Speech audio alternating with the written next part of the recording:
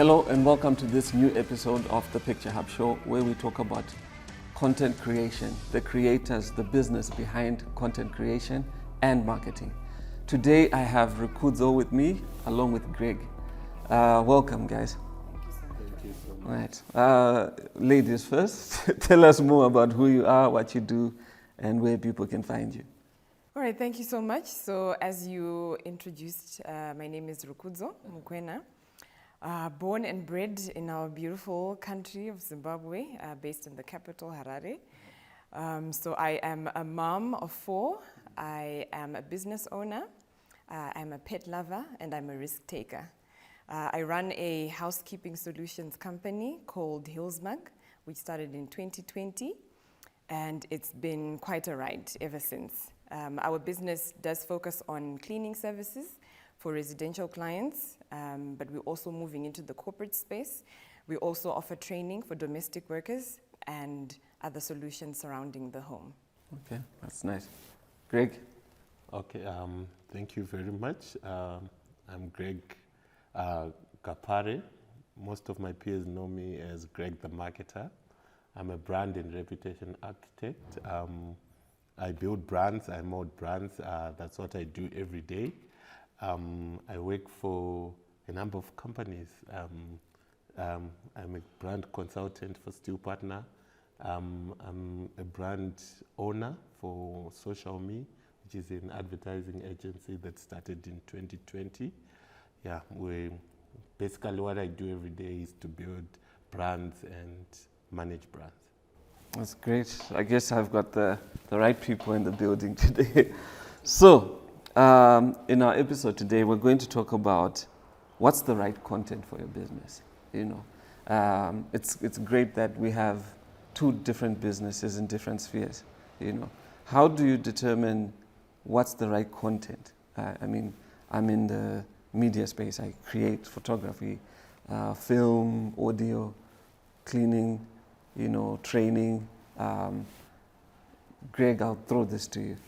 How do you decide what's the right content for your business? Okay, thank you very much on that. So for you to know the right content, so you have to start with the strategy. Yeah. So from what you have to know is from the brand creation, which is the naming of the brand. That's where, because the name of the brand is just a short story, it's in one word, right? So that's how you come up with a name. So from there, now you are supposed to tell your story to say, this is what we stand for, this is what we do as a business. From there now, you can create your content around that strategy to say, this is how we run our business, this is what we stand for, because people no longer buy a product just because it's a nice product or what. They buy a benefit from a product. They buy a value from a product. So what you have to know is what value are you giving to the consumers, to your target audience. Obviously, you have got a lot of target audience as a business. So for your content must be different, depending on the platform that you're going to be using also. So whether you're on LinkedIn, you're on Facebook, you're on Instagram, your content must be a bit different from your depending on who you're talking to. Yeah, depending on who you are talking to as a business. So that's how you start to know which one is the right content. But the right content emanates from your strategy as a business to say this is what you stand for. If you look at Nike, what they stand for is, even if there's controversy and all, they stand for that because it's a business. They say, just do it. That's what they stand for. If you look at different brands, if you look at Apple, they've got a theme that they have maintained and they've been consistent on that. That's what they stand for, and they've never changed. And they've grown over the years to become a $1 trillion business because they've been giving us the right content to the right audience. And those people, if you look at Apple fans, people who use Apple, they're die-hard people. And they believe in the brand. They believe that it's a lifestyle brand. And they've created content around that. And people believe that, if you own an Apple product, you're better. you are better in society. Yes. And for you, what's your opinion on how do you determine what's the right content for your business? All right, so for myself, I look at it from probably 3 perspectives. The right content has to tie in, I think, firstly with what he said, the whole strategy of the business. What is the business aiming to achieve? It's not necessarily every business that hopes to leave a legacy. Some people are just hoping to push the numbers maybe within the short term and move on to the next project. So it needs to tie in with the strategy of the business. Secondly, it needs to, and I'm not sure if this is the content per se, but I would say maybe the marketing as a whole. Yeah. It needs to tie in with the stage at which the business is at. So, for example, businesses have different budgets. So perhaps maybe if it's within the first year, what you're willing to spend on your content or your marketing is going to be very different from what you are able to spend maybe 3 years or 5 years down the line. Then thirdly, it needs to be content that protects the reputation of the business, because I think now we're in an era where reputation is everything. And because there's so much information going out there, if there's the wrong information being churned out, then it's going to be a problem for the business. Out of curiosity, it's very interesting that you put it that way, to say it has to be content that protects the business. How do you, can you give an example of a piece of content that would protect? Okay.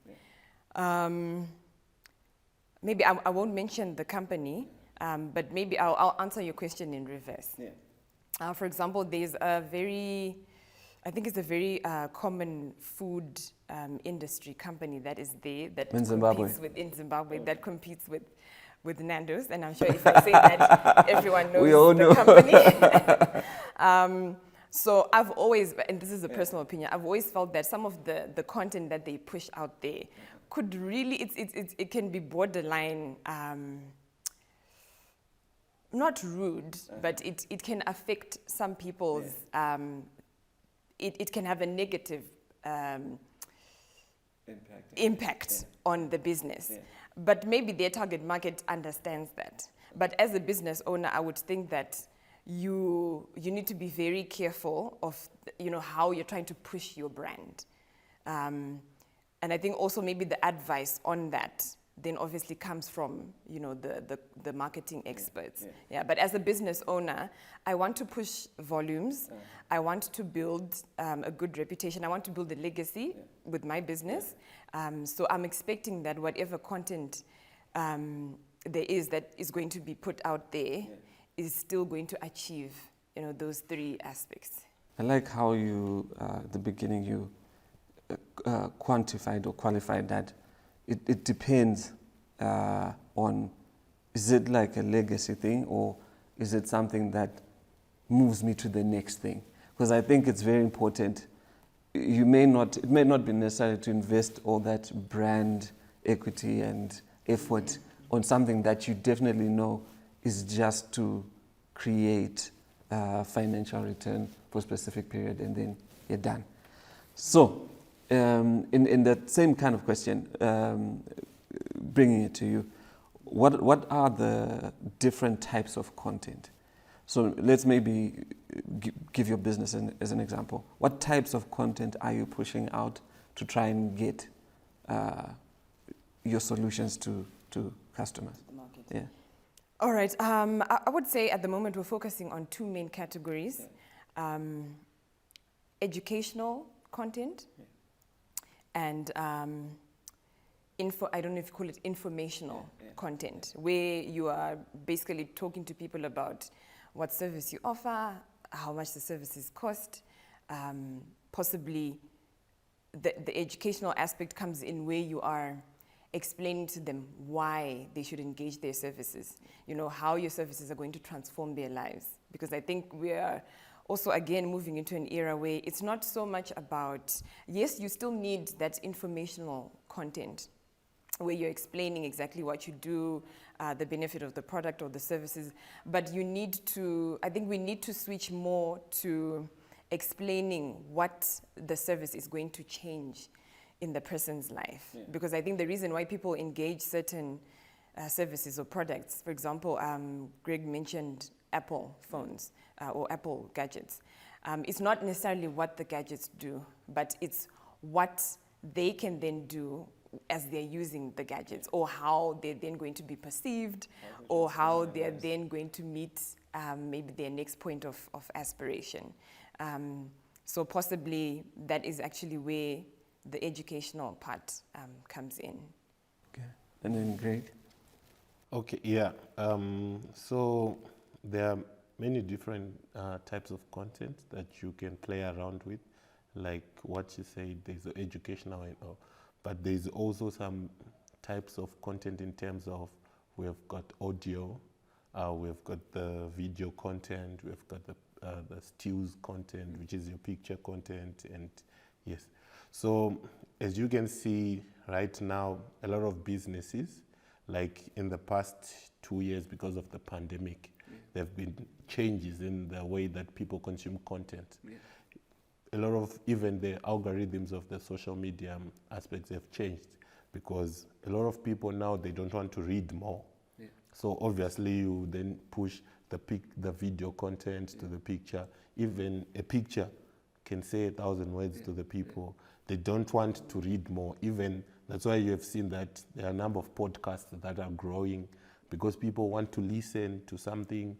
They want to watch something happening. That's why you see TikTok being the best social media platform, because people now, those short videos, those reels that you find on Instagram, they have changed a lot in the way that people consume content.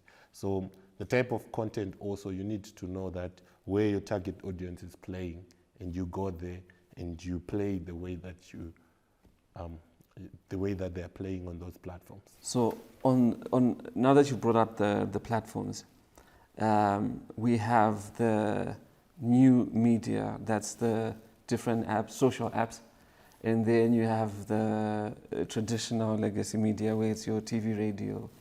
How do you determine which specific channel do I use? New or old, or is it a combination of both? And if we're speaking about new, you have LinkedIn, you have TikTok, Facebook, Instagram.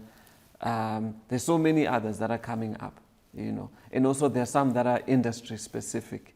How do you decide? Because at the end of the day, it would feel like if you do everything, you're now literally running a media business, you know. Should you pursue everything, or like how do you determine that, okay, this is the one for me? Okay, obviously, as you know, when building a brand, there is the funnel that the business goes through when building a brand. Obviously, there is awareness. From awareness, you go to the next stage until you get your customers to the advocate, right? Yeah. So that funnel, you have to know the content also to push on each category. If it's awareness, obviously traditional media works, right? On radio, newspaper, you can push awareness, right? Because it's not measurable also. Mainly, it's not measurable. That's why people like digital, because it's measurable. You can check your engagement. But those things, they work hand in glove, right? So if you are at the beginning of your brand building, obviously, you combine both digital and your traditional, right? Then from there, if you are at a point where you know that your business is grown, you can either push the traditional as a reminder-oriented advertising to say, you know what, the content that we are pushing now is to remind people that we still exist as a business. But on the digital platforms also, that's where you say, you know what, these people have been, that's where you do remarketing to say, you know what, these people have been coming to my platform and all. So to know the right media to use, it depends on the stage of the business that you are and the type of audience that you're targeting also. Because let's say I'm a business that is into agriculture, right? You know that obviously we've got the communal farmers, then we've got the commercial farmers. Yeah. The communal farmers are those people that are in the rural areas, right? And to those people, they listen to radio. Do you know in Zimbabwe, Radio Zimbabwe is one of the best radios. It has got more listeners than other urban radios, right? Because it reaches far. Yes, it reaches far. So obviously, if you're targeting those type of people, you have to go with the radio. You have to go with the newspaper. There are people who are still reading the newspaper. Every day, Herald prints more than 50,000 papers, right? So it means that there are people who are reading the newspaper. That's why they are still printing, right?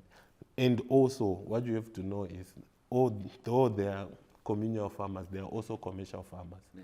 There are people who are into smart farming, and those people, they understand digital. They go there, they sell their products on the marketplaces on digital platforms. So when you are doing your content, you have to make sure also that that type of audience, you are targeting them on the digital platforms. Okay. And you? So 100%. I think it's about knowing your target audience, and possibly that your target audience can actually evolve over time, and that's what we've found as a business. So for example, when we are trying to reach out to the clients, so we serve high net worth clients and mainly business executives and possibly your business owners, the ones that are a little bit more established. So we've actually found that most of them are not really keen on engaging a service that they've seen via social media.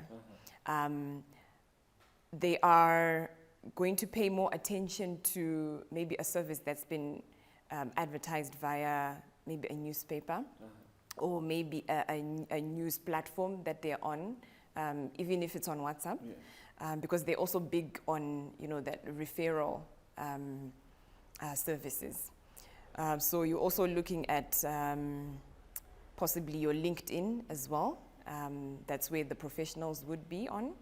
But we've also found that when we are now targeting the domestic workers, because we from time to time, we also need to engage them for the recruitment end of the business. So you can't possibly find a domestic worker on LinkedIn. So you would then go on channels like your radio. You would then possibly go on TV.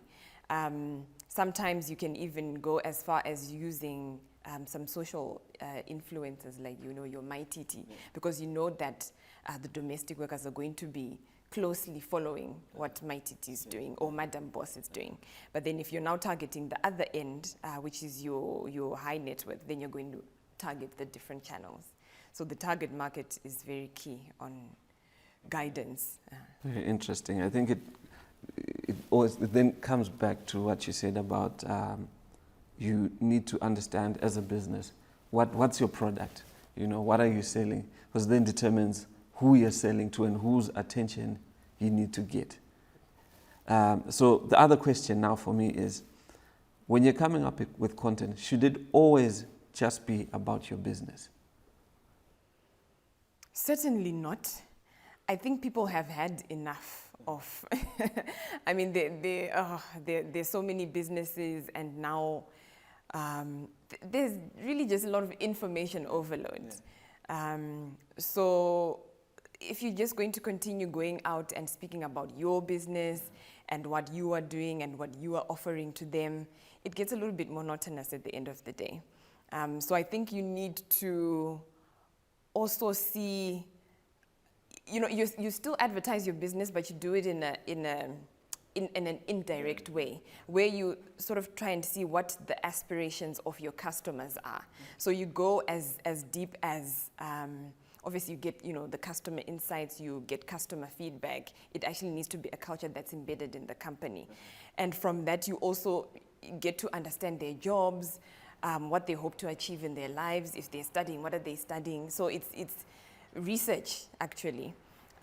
So from that, you then advertise in such a way that you are touching the soul of the client, as opposed to saying, as Hillsmag, we do this, so come to us because we do this.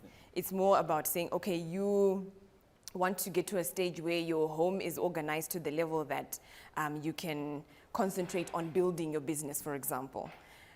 So if you can speak to them, if you can speak to their soul and what they're trying to achieve, I think that's better than always saying, you know, come to us for such and such a service. Greg, what's your take? Okay, she's 100% right.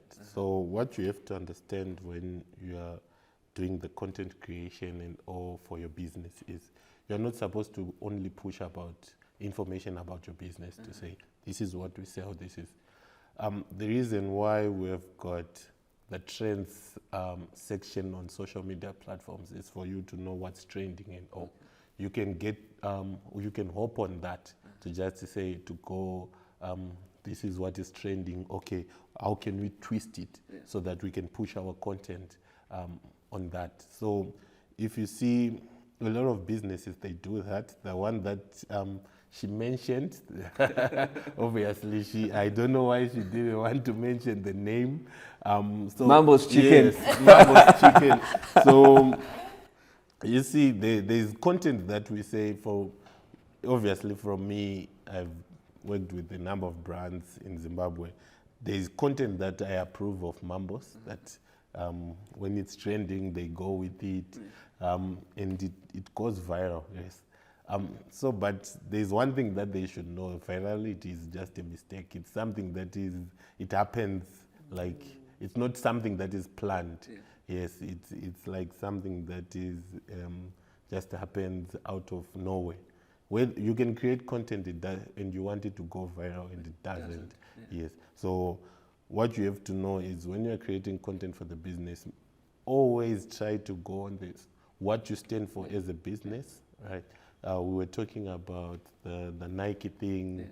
If you see how they play with their content, you start to understand, you know what, they don't always push the products that they, sometimes they go the social way on what is trending in the sports, so that people relate to say, oh, that's why they say just to do it, because they understand the sports aspect of the business. If you look at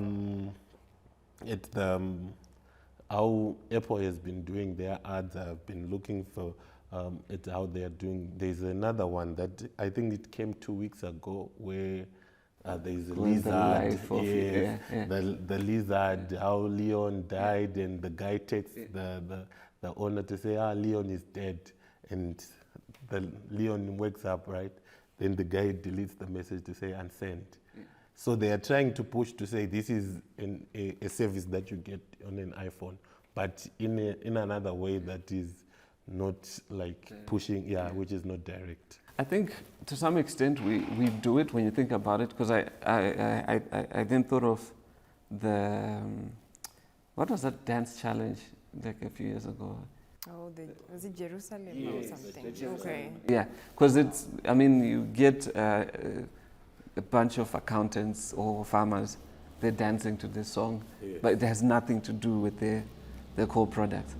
The question now is, how do you know which content, when it comes to content that's not related directly to your business, how do you know which content to pick that's suited for your brand, that also, I don't know, positions you in a way that is not harmful to your brand, but also gets you seen in a positive light? So I think for that, it also depends where you're at in the business cycle.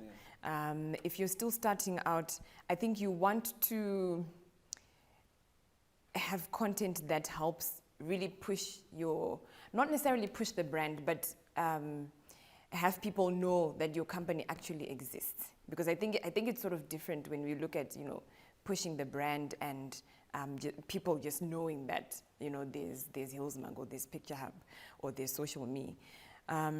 So if it pushes the agenda for that period of time, I think it's then easier to say, okay, maybe let's engage in the Jerusalem challenge, or let's not engage in the challenge. So if it helps you achieve whatever action plan it is that you have at that point, then you can engage in it. If you're now possibly maybe at the stage where you are known and you're really trying to define the brand and you're trying to package yourself in a certain way, I think you still really need to streamline and not be swayed much by what's going on in the environment. You still obviously have to pay attention because you don't want to be left behind. But I think you really need to have some sort of focus as a brand, because you don't want to confuse your market at the same time. Because that leads me to the next question, which I'll pose to you. How do you know when to stop? Like, how do you know that, okay, now I feel like we're now going off on a tangent? Because all in the spirit of maybe trying to stay relevant with the trends, when is it a time to not? Or how do you determine that, okay, maybe this we need to course correct? And I'll give an example. If you remember with the Jerusalem Challenge, it was great with the first companies that jumped on, especially corporates. Yes. You know, it was great. But then towards the tail end, it was now a little bit annoying. Yes. You know. And how do you know as a corporate that, okay, this trend is now like at the tail end? How do you... Okay, so what you have to do with these trends, right? You have to know, like I told you, you know, there are some people that came at the end of the Jerusalem Challenge and they did well because they looked at the mistakes that others did and they tweaked the challenge and it made them viral. It worked for them. So what you have to know as a business, obviously as a business you have got your values to say, this is the type of content that we push, this is the type of content that we don't push as a business. It aligns with our values as a business. If you look at Nando's South Africa, there are some trends that they pick on, like what happens in the parliament or some politics, and then there are some things like they had some ads about load shedding, and you see, it's something that is affecting everyone. But you have to be a bit sensitive also to your audience to say, yes, there is load shedding that is happening. Maybe we can just say, we are turning our grills off, and you saw what they did with the coronavirus to say, for now we are turning our, like even what KFC did to say, it's no longer finger licking code. You are not allowed to lick your fingers, right? So it was a good one. So you have to know now to say, if I do this, I have to remove this tagline now to say it's finger licking good, because people are told not to lick their fingers. They are told to wash their hands. So what should we do? What should we do to resonate with the society, with the target audience that we are targeting? That's how you know to say this is the content or something that is trending that we can go with. So I think just to continue with the last question that you did ask on trends, because I've seen that over the years, if you look at even Black Friday, I think over maybe the past 3 years, Zimbabwe has now also realized that you can also ride on the Black Friday wave. But I think it really gets monotonous to some extent, because I think they only certain services or products that you can actually say, okay, so we have a Black Friday sale or Black Friday promotion. So I think as a business, you need to constantly go back to your drawing board and say, but what are our goals, maybe for this month or this week or this year? Is us going to have, if we have a Black Friday promotion or Black Friday sale, is that going to then help us achieve that goal, or we're simply just riding on that wave that everyone else is riding on? So same even with the festive season sales and so forth. It can really get to an extent where it doesn't have, it's not really adding any weight to your brand. You're just doing what everybody else is doing, of which I don't think that is the whole point of pushing out content. I think the whole point is to achieve what you want to as a business, and to build that solid brand that people will know that, okay, so social media is about this, they stand for this. They don't necessarily because it's also about the quality at the end of the day. It's not necessarily the frequency or... When you say quality, what do you mean? So for example, what is the impact that your content is going to have on your target market or your, a prospective client.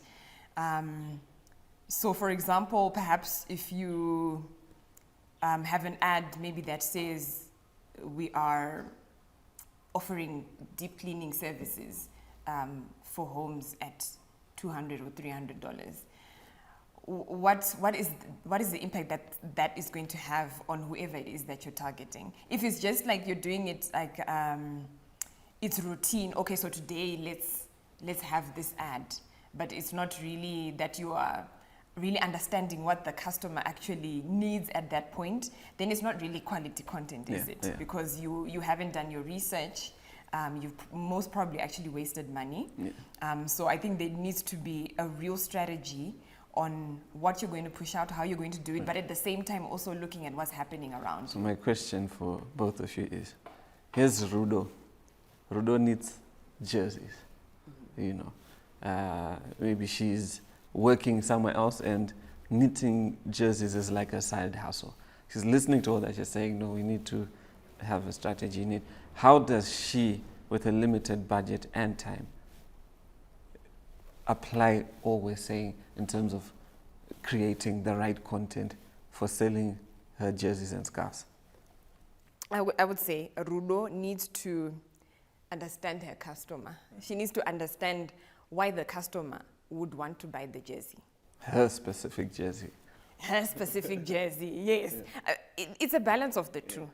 She needs to understand why the customer would want to buy her jersey, because that's also going to inform if she's actually selling the right jersey. Because sometimes I think we think we have such a great service or a great product, but possibly that is not what the customer needs. So that customer insight and the feedback that you get from the market is very important. I think as entrepreneurs, we sometimes just sit by ourselves. We have this great business plan. We have this thing that everyone's going to buy this. Everyone is going to buy into this. You have this great service, or you think you have this amazing product. And then you go into the market. The market slaps you in the face. That's because you haven't taken the time to understand what the market actually needs. So who does Rudo talk to? Rudo needs to do the research, maybe by way of a survey. She needs to talk to who she thinks is going to be her target market. Yes, first, before she even thinks, okay, I'm going to advertise like this. Because she also needs to know, what does the customer do all day? Do they spend their day in the car? Do they listen to the radio? Do they spend their day scrolling on Instagram or does she spend the day with the kids? What does she actually do in her life? So that she sees, okay, so if I'm going to advertise this way, or if I'm going to push out this sort of content, it's certainly going to resonate with what the client is trying to achieve in their life. What's your advice for Rudo? Okay, I think she said a lot. So what she said is the correct way. First, what you have to do as a business is to sit down and say, yes, I want to knit jerseys, right? So from what we know now, we have moved from where we just design products and push to the market to co-creation with our customers. So what you have to do is to sit down first and look at your target audience. We do what we call customer profiling, which is you create a persona to say, this person does this. And so you create scenarios to say, this is John. John is a middle manager at OK Zimbabwe. From there, John drives this car. John spends his time doing this, like what she said. Then from there, after creating a persona, you then say, okay, so I want to target John because John needs, summer jersey to take to work. Those winter jerseys that you can put a jacket on. So for me to target John, what does John spend the time with? John listens to the radio, let's say the breakfast show in the morning from this time to this time until he gets to work at 7:45. So from there, John is on his computer, reading news, and also working. So how do I target John? Obviously, you start from the radio, right, in the morning. You do your ads in the morning or in the evening when John is going home right? Then from there, you say John spends the day on his computer, or maybe you are now doing your digital ads to say, John, sometimes during lunch, that's when they open the internet for employees. So obviously, my target, I need to push my digital ads between 1 and 2. Yes, so that's how you then say this is how, after creating the personas, it's easy for you to create content now, to say this is the content that I'm pushing on TikTok, this is the content that I'm pushing on Instagram. This is, obviously, most of the platforms are similar, are almost the same, like your Meta, your Facebook, and your Instagram, they are almost the same. But also there are different types of people. Obviously, if you want to push a mass product, you go to Facebook. Because if you look at Zimbabwe, there's most of the people, everyone goes to Facebook in Zimbabwe. If you look for a younger generation, people that want to have picture perfect and life, they go to Instagram, right? Obviously, there are people that are toxic at Twitter, right? People that think they know everything. They are on Twitter. So obviously, the type of content that you push on Twitter must be different from the type of content. That's why you see that Nando's, most of the controversial ads that they do, like for Parliament or what, they push them on Twitter. Because that's where the controversy is. That's where it happens. They don't push on other platforms. So that, knowing that is very important. So you know that, okay, I want to target John. John usually searches for jobs on LinkedIn. You just put an advert there. Because obviously LinkedIn is a totally different platform. Because it's a business platform. I'm curious if Mambo's ads would fly on LinkedIn. No. Certainly not. I think they would be out of place. Yeah, it will be out of place because obviously they've got one shop since they opened and it's downtown. And most of the people that are on LinkedIn, usually they're business people. So you don't want to push such kind of content also to the type of, it's because they feel it's offensive. Yes. Thank you so much for the insight. I think one of the things that I've learned is you do have to, I think it starts from the product before you even go out and create content. Who are you selling the product to? I think answering a lot of those questions makes decisions in the future easier. Which platform to use, what type of content to push and when. And thank you so much. And we've come to the end of our episode. Tune in for the next one.